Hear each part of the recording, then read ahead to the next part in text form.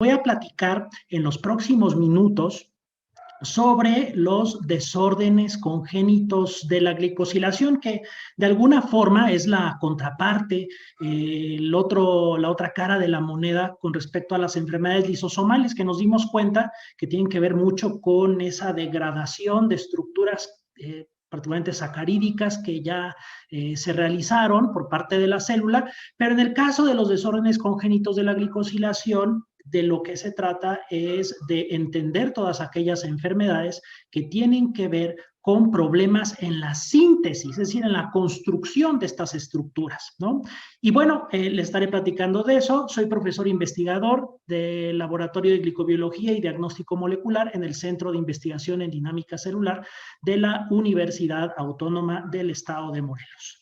Y bueno, ¿qué es la glicosilación? Tal vez de pronto para muchos de ustedes sea algún concepto no conocido. Bueno, la glicosilación es un proceso enzimático en donde los carbohidratos, ya sea en forma de monosacáridos o en forma de estructuras más complejas, en forma de glicanos, así les llamamos, se unen covalentemente a proteínas o a lípidos. Aquí estamos viendo en esta caricatura, bueno, pues una serie de estructuras donde ven muchas formas de colores, cuadritos, circulitos, y todos esos son monosacáridos. Entonces, como pueden ver, hay muchos tipos de monosacáridos que forman parte de estructuras glicánicas, de estructuras sacarídicas que van a estar unidos a proteínas y a lípidos. ¿Y por qué están unidos a estas estructuras? Bueno, justamente porque están aportando información biológica a la función de esas proteínas y de esos lípidos. Generalmente, estos sacáridos son parte de los sitios de unión o regulación de la función de proteínas y lípidos, por ejemplo, y no es algo menor, estamos hablando que se calcula que 60 o 70%, por ejemplo, de nuestras proteínas están glicosiladas.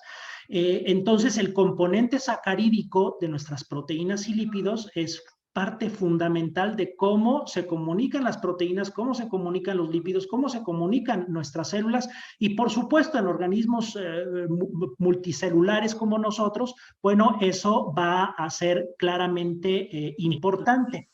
Y por ello, cuando hay este tipo de defectos en la síntesis de estas estructuras, pues va a tener consecuencias muy negativas sobre la información biológica que se transmite. Ahora bien, simplemente para que no se queden con una idea de que son decoraciones, cosas mínimas, esta es la superficie de un linfocito y pueden ver ustedes que en la superficie se ve esa cubierta negra. Bueno, esa cubierta negra son sacáridos, así que ustedes pueden visualizar que lo primero con lo que uno se encuentra al acercarse a una célula y que está de forma más abundante son sacáridos, y justamente sacáridos glicanos unidos a proteínas y a lípidos. Y así como pasa entre nosotros que para comunicarnos, caernos bien, caernos mal, nos vemos la cara, pues así las células, incluso los patógenos, bacterias, virus, la forma en que, o la primera puerta de entrada en esa comunicación con las células es a partir de muchas veces esta interacción con los azúcares, y se podrán imaginar que cuando hay una disfunción, una incapacidad para sintetizar estas estructuras, tendremos un problema de comunicación celular y de disfunción de nuestros órganos y nuestros tejidos. Y en general, bueno, como la glicosilación, este proceso de sintetizar carbohidratos se da en todas nuestras células, puede haber diferencias entre las células, no todas las células producen los mismos glicanos, pero todas producen y todas sintetizan glicanos y hay glicosilación. Y por lo tanto, cuando hay algún defecto enzimático o algún defecto que está generando una síntesis defectuosa de estos glicanos, lo que va a ocurrir es una disfunción de muchos tejidos a la vez en nuestro organismo, generando pues enfermedades multisistémicas. Aquí, sin asustarlos, todas esas letritas que están viendo ahí dentro de los cuadros de colores son genes que se han ido identificando a lo largo de los años. Imagínense, en 1981 se identificó el primer desorden congénito, el primer tipo de desorden congénito de la glicosilación. 1981, no tanto en la historia de la biología molecular, de la genética, pero ahora ya estamos en 139 tipos distintos de desórdenes congénitos de la glicosilación, es decir, 139 genes que se han identificado asociados a que cuando hay mutaciones en estos genes, defectos en la función de las proteínas que codifican, pues va a haber una afectación en la glicosilación. Y mucho de este proceso de glicosilación se lleva a cabo en la ruta secretora, en retículo endoplásmico, en aparato de Golgi generalmente o en gran parte los defectos de la glicosilación son causados por mutaciones en las glicosiltransferasas, que son las enzimas que justamente se dedican a sintetizar estos glicanos. Sin embargo, hay toda una serie de genes en torno a estas glicosiltransferasas que permite que funcionen, que si están mutados, pues las glicosiltransferasas no van a poder hacer su trabajo.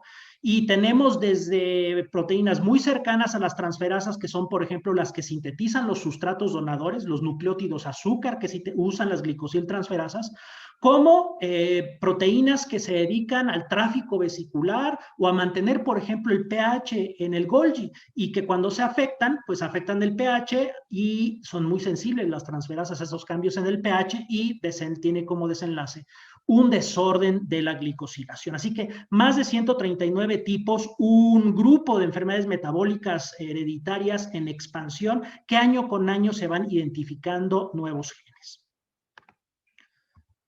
Entonces, los CDG son enfermedades hereditarias metabólicas, bioquímica y clínicamente heterogéneas, generalmente multiorgánicas y con afectación del sistema nervioso central. Un diagnóstico de CDG debe ser buscado en cualquier síndrome neurológico inexplicado, particularmente asociado con enfermedad de otro órgano y también en cualquier otro síndrome, aún sin afectación neurológica.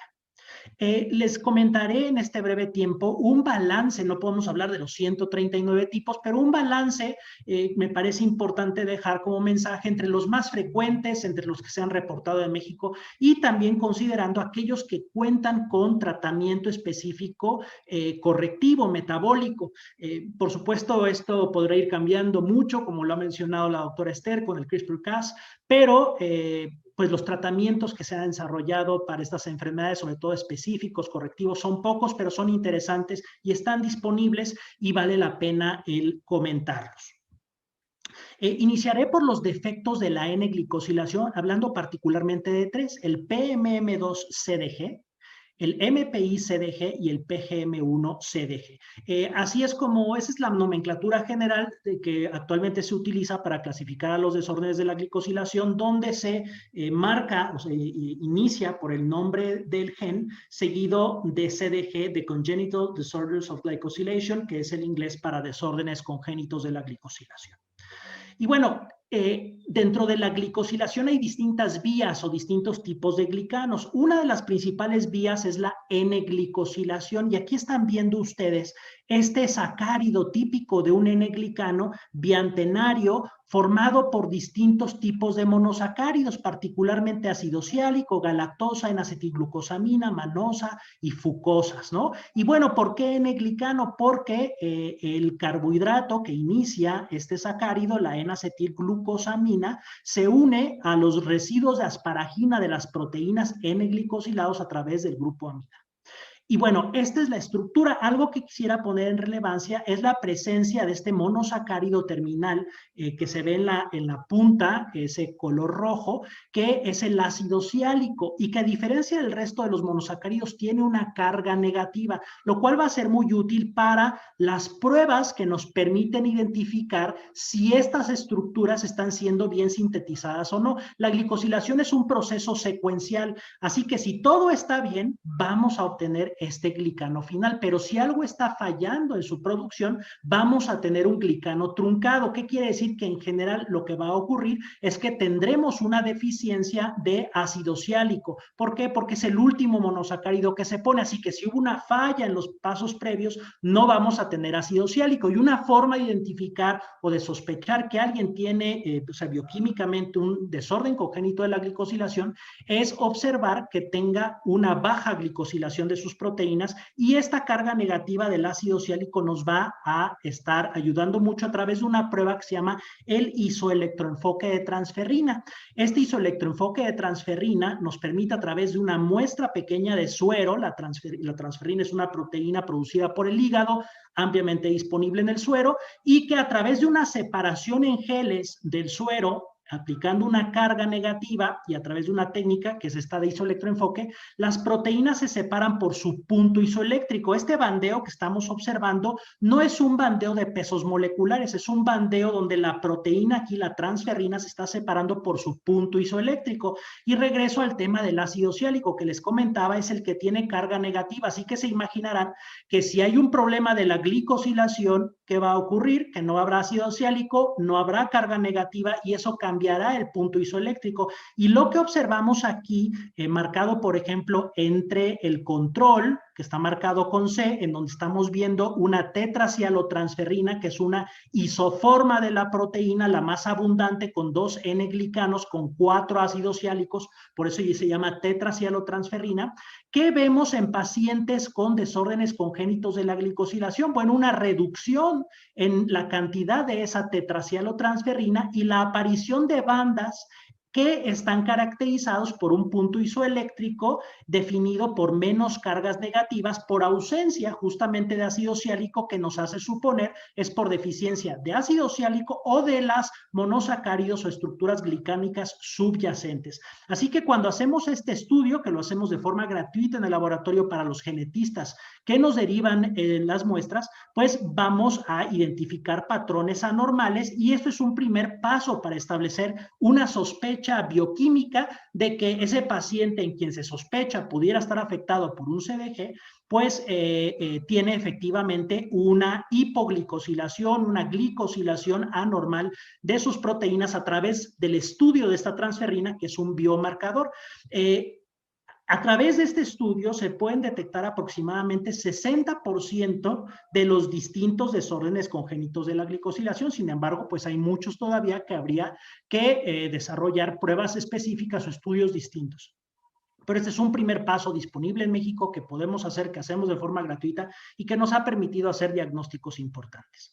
Uno de los CDGs más abundantes o más frecuentes es el PMM2-CDG. Este PMM2-CDG, su defecto bioquímico es causado por una afectación en la conversión de la manosa 6-fosfato en manosa 1-fosfato. Como pueden ver aquí en la figura, PMM2 justamente ayuda a convertir manosa 6-fosfato en manosa 1-fosfato. Esto es importante al final para sintetizar GDP manosa. La GDP manosa, para lo que va a estar ayudando, es un sustrato donador para las reacciones de manosilación, que es la adición de manosa en esta construcción de los N-glicanos. Entonces, al no haber esa conversión, pues no va a haber sustrato donador, no va a haber manosilación y no va a haber N-glicanos, se van a estar viendo reducida su síntesis. El defecto genético es autosómico recesivo. La mayor parte de los CDG son autosómicos recesivos, pero hay también algunos casos autosómicos dominantes y ligados al X. Aquí pueden ver un perfil de tipo 1. No voy a entrar en detalle cuál es la diferencia entre 1 y 2, pero básicamente este nos dice que el problema está en retículo endoplásmico dentro de la vía de la N-glicosilación, y el tipo 2 en el aparato de Golgi. Y este es uno de los perfiles que vamos a estar viendo anormales en estos pacientes. Hay aproximadamente 4 presentaciones. La principal es la neurológica no visceral, en donde vamos a ver la aparición de retraso psicomotor, hipotonía, estrabismo, hipoplasia cerebelosa, reflujo, vómito, pezones invertidos y exceso de grasa glútea y suprapúbica. Lo que está marcado en amarillo es estrabismo, pezones invertidos y exceso de grasa glútea y suprapúbica. Son patognomónicos del PMM2-CDG y deben llamar mucho la atención para generar un paso inicial para realizar un isoelectroenfoque de transferrina o algún otro estudio de transferrina. No todo es isoelectroenfoque, hay otros estudios más avanzados, pero podemos partir ya de ese. Una forma más grave, que es en donde va a haber afectación de otros órganos, que es la neurológica multivisceral, está acompañado de ese retraso psicomotor de falla hepática, de pericarditis, de miopatía, de problemas renales, de diarrea, retraso en el crecimiento, y en el primer año, desafortunadamente, hay un 20% de mortalidad asociada. Aunque muchos de estos CDG, su aparición va a ser en la infancia, también muchos de ellos pueden verse en etapas más tardías e incluso en la etapa adulta. La tardía infantil inicia entre 3 y 10 años con hipotonía y ataxia. Hay impedimento lingüístico y motor, no hay deambulación, un IQ bajo, convulsiones, isquemias transitorias con pérdida unilateral de la función, retinitis pigmentosa, contracciones articulares y deformidades esqueléticas.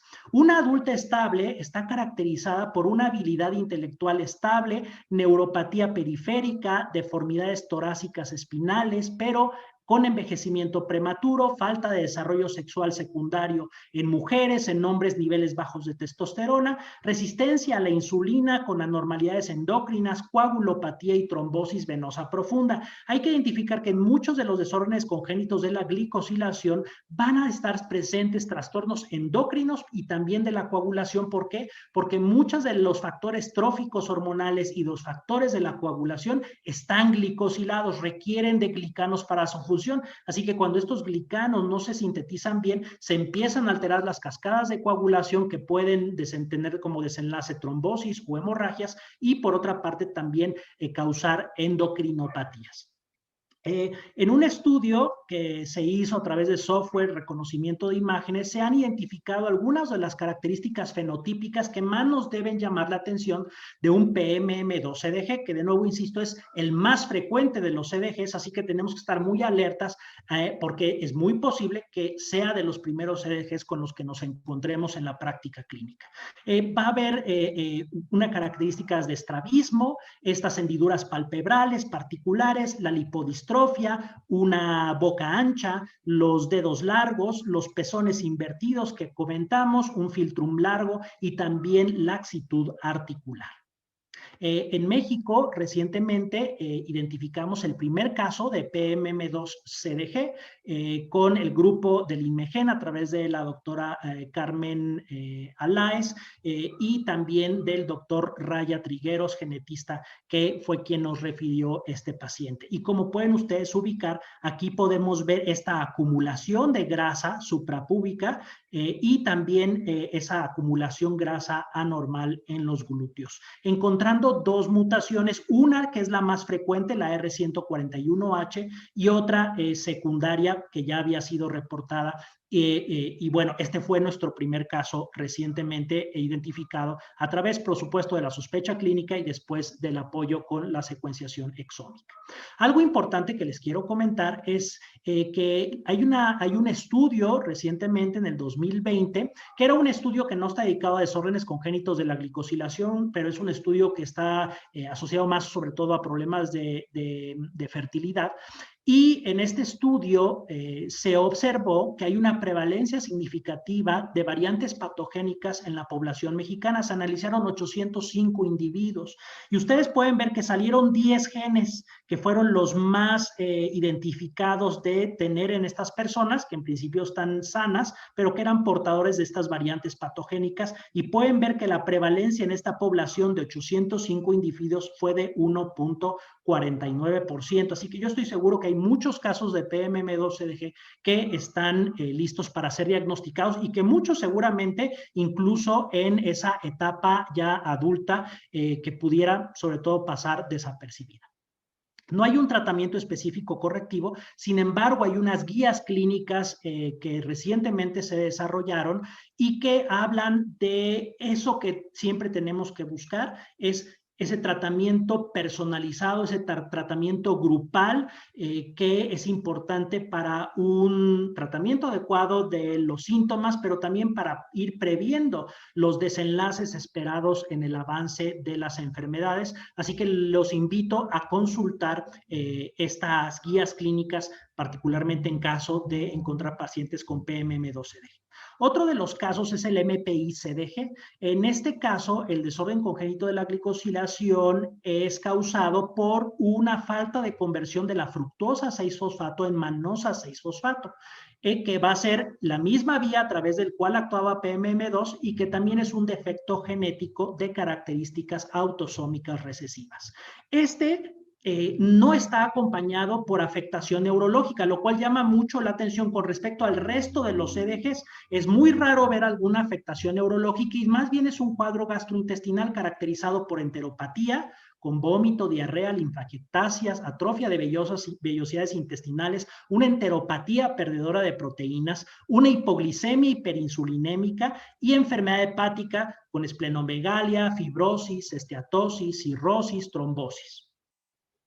Ahora, es muy importante reconocer este tipo de pacientes, uno, porque no tienen afectación neurológica, pero fue el primer CDGI de los pocos que hay que tiene un tratamiento correctivo que pasa de tener un niño que se va a morir por todo este cuadro clínico a rápidamente corregirlo y darle una vida prácticamente normal. ¿Y qué es el tratamiento con manosa oral?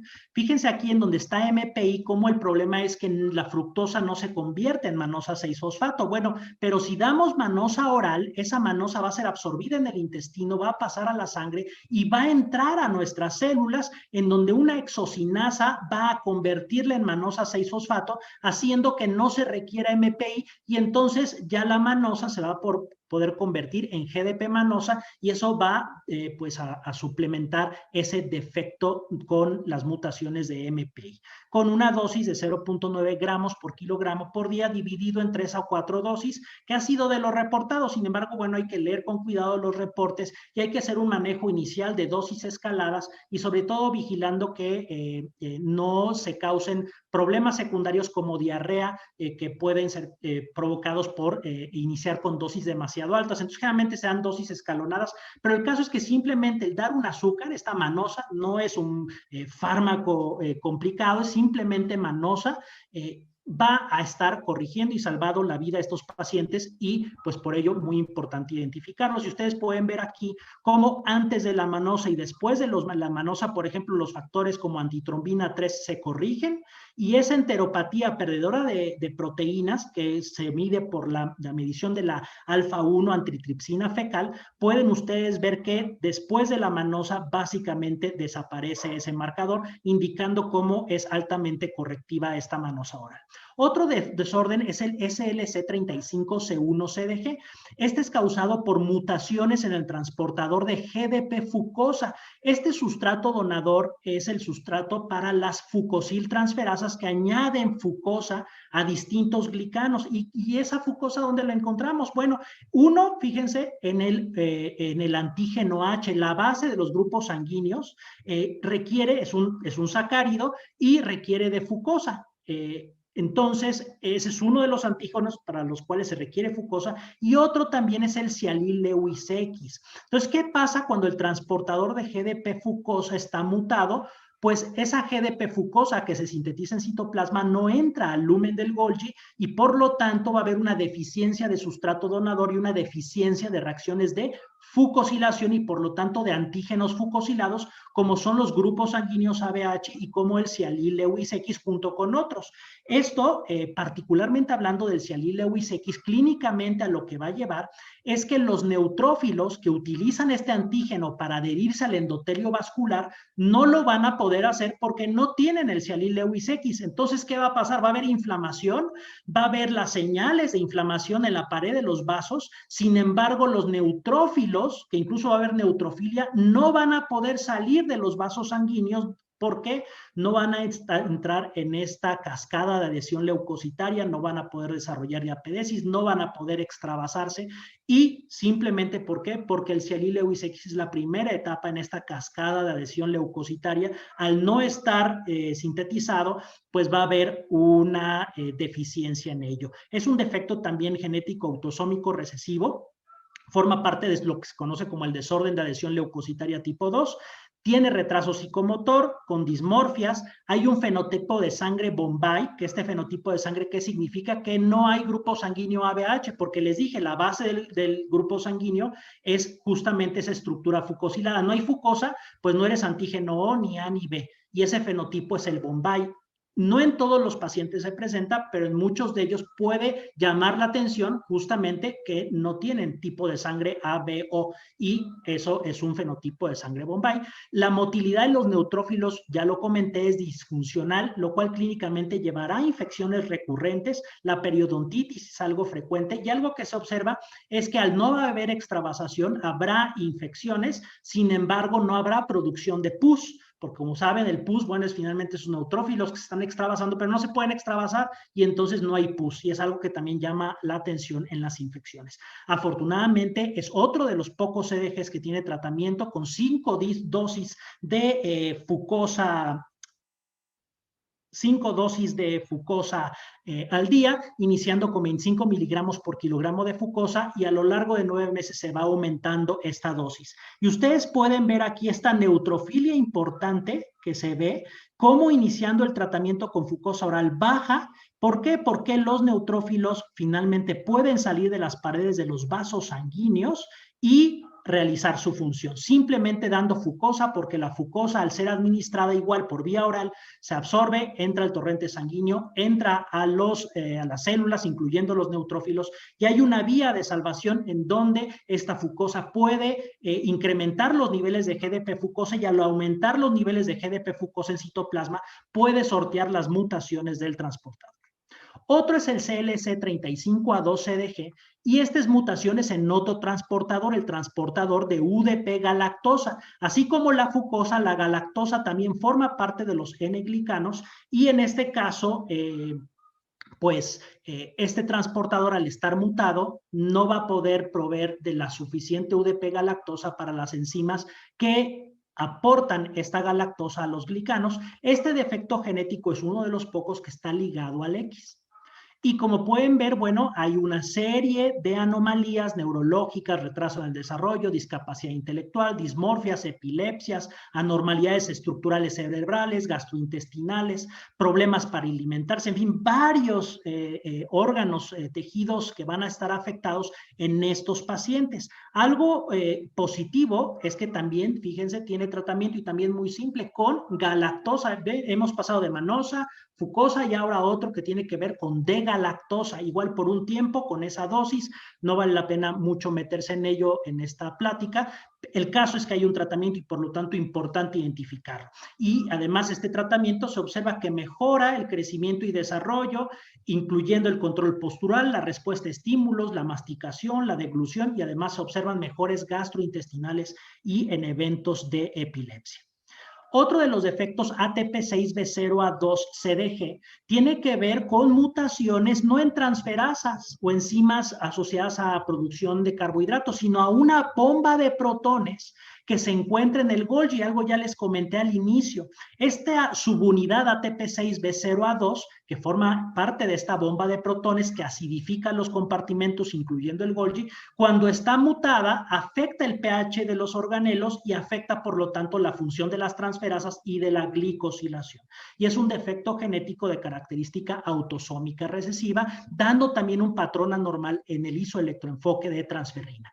Se presenta como un síndrome de cutis laxa con discapacidad intelectual, hipotonía, epilepsia, convulsiones, dificultad en la ingesta de alimentos, miopatía, osteoporosis, anormalidades craniofaciales, microcefalia, por supuesto la cutis laxa acompañada con hiperlaxitud articular, escoliosis y hernias abdominales. Entonces, frente a un síndrome de cutis laxa que se presenta en su práctica clínica, es importante ver si podría ser una ATP6B0A2, y de nuevo con una prueba de isoelectroenfoque de transferrina se puede confirmar porque es de los pocos síndromes de cutis laxa que está estrictamente relacionado con afectaciones en esta bomba cuando se observa un patrón anormal de glicosilación.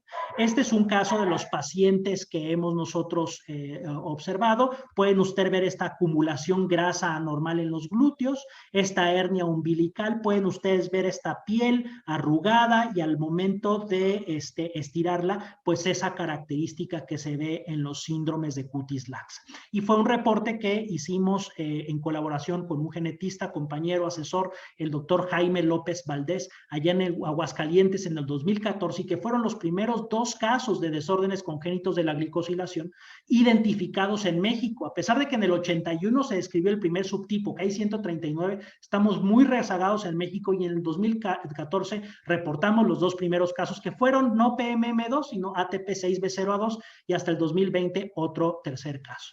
PGM1-CDG igual es otro defecto en fosfoglucomutasa 1, donde uno de los problemas es que esta fosfoglucomutasa, que se encarga de interconvertir glucosa 6-fosfato y glucosa 1-fosfato, no funciona, y al no funcionar se empiezan a reducir los niveles de los sustratos donadores UDP-galactosa y UDP-glucosa. Que van a servir para las reacciones de glicosilación respectivas.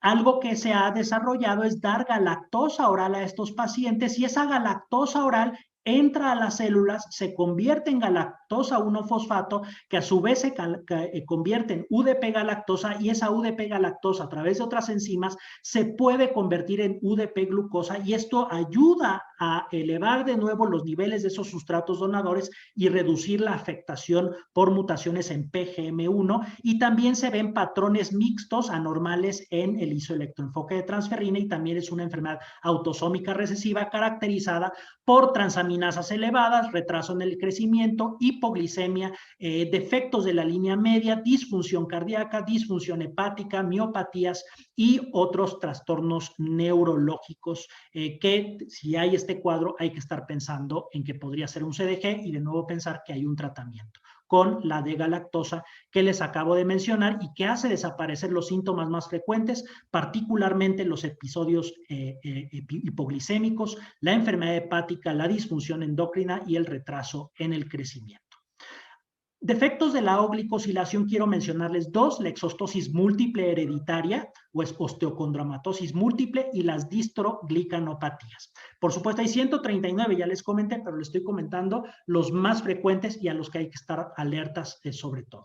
Bueno, en el caso de esta exostosis múltiple hereditaria, el problema es que los proteoglicanos, que son proteínas que tienen cadenas largas de glicanos llamados glicosaminoglicanos, no se sintetizan adecuadamente, particularmente en su parte más extensa, que es generada por la actividad de las exostosinas, la 1 y la 2. Entonces, ¿qué pasa cuando hay mutaciones en EX1 o en EX2? Que las cadenas sacarídicas de los proteoglicanos no se desarrollan, y va a haber una alteración en la función de estas proteínas, que son muy importantes, sobre todo en la homeostasis de la matriz extracelular.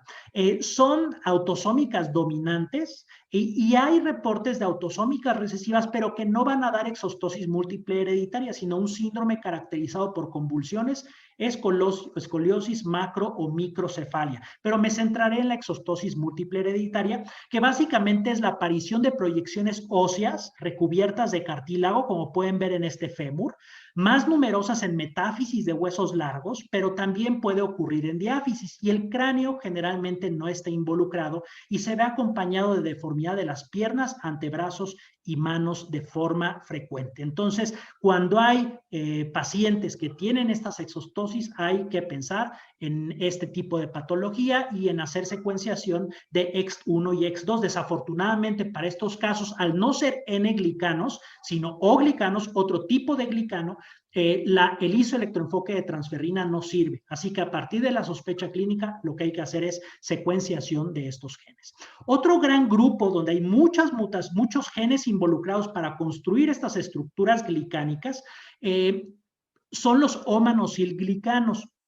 Este tipo de glicanos que inician por una manosis y después igual son muy extensos, se encuentran particularmente en una proteína llamada el alfa-distroglicano, que forma parte de un puente que conecta básicamente el citoesqueleto con la matriz extracelular. Así que se podrán imaginar que si este glicano, este llamado particularmente en su parte terminal, el matriglicano, no se sintetiza adecuadamente, ¿qué va a pasar? La célula, su estructura, no va a estar comunicada con el entorno de la matriz extracelular. Y esto es particularmente grave para las células musculares y para las células del sistema nervioso y tendrá como efecto clínico pues una disfunción tanto muscular como neurológica mixta en la mayor parte de los casos, como pueden ver aquí en esta descripción muy general, discapacidad intelectual, retraso psicomotor, convulsiones, hipotonía, espasticidad, CK elevada, malformaciones cerebrales distintas acompañadas de malformaciones oculares.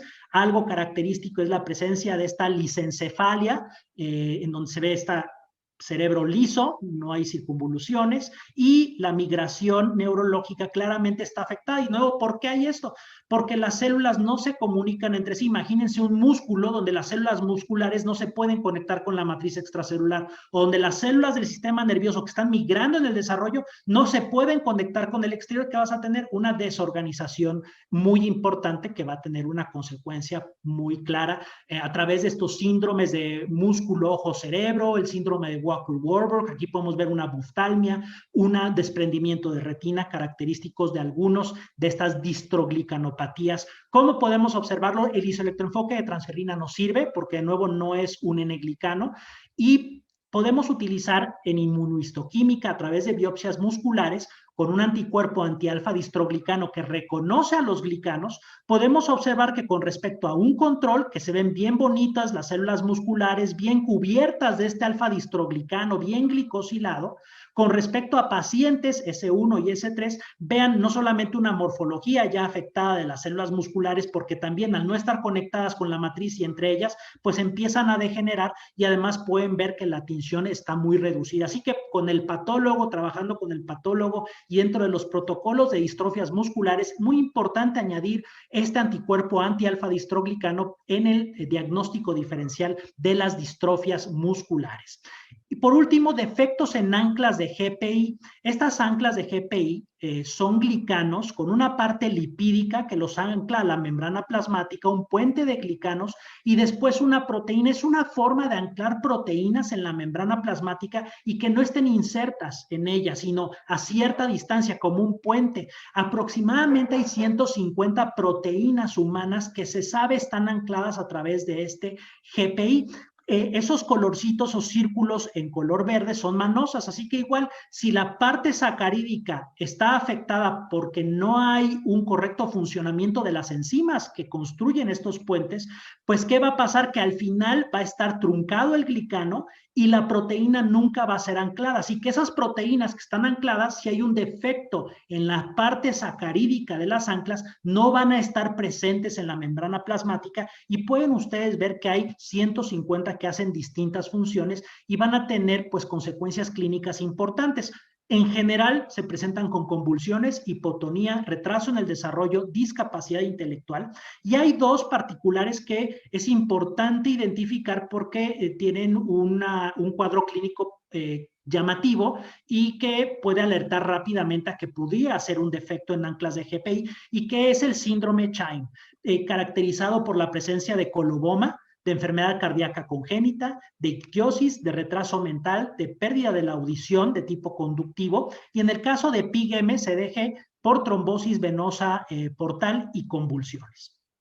¿Cómo podemos identificar si nuestros pacientes tienen un defecto en anclas de GPI? Pues justamente midiendo la expresión de proteínas ancladas en la membrana plasmática, particularmente por citometría de flujo en granulocitos, y los marcadores son CD16 y CD24, que son proteínas ancladas por GPI, y ustedes pueden ver aquí en este comparativo de distintas proteínas que son ancladas mediante esta ancla GPI, la barrita negra es justamente un paciente con respecto a las barras barras más claras que son los controles y en donde ustedes pueden ver que claramente la expresión o la unión de los anticuerpos que reconocen estas proteínas está muy reducida. ¿Por qué? Porque no están presentes y eso lleva a demostrar que hay una deficiencia de estas proteínas, apuntar hacia un defecto en GPI y, bueno, posteriormente analizar los genes que pudieran llevarnos a ello. Así que, en términos generales, si sospechan un CDG dentro de estos síndromes que hemos comentado, hacer un isoelectroenfoque de transferrina.